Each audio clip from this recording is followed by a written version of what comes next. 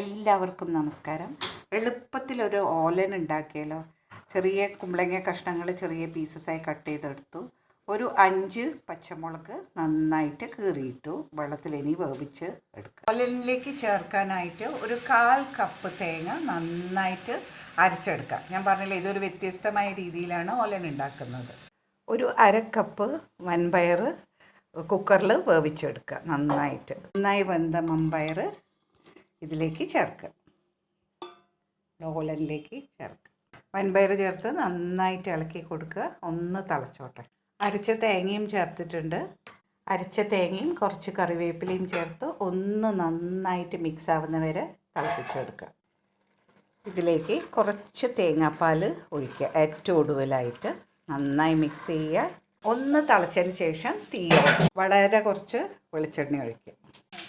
വ്യത്യസ്തമായ രീതിയിൽ ഒരു ഓലൻ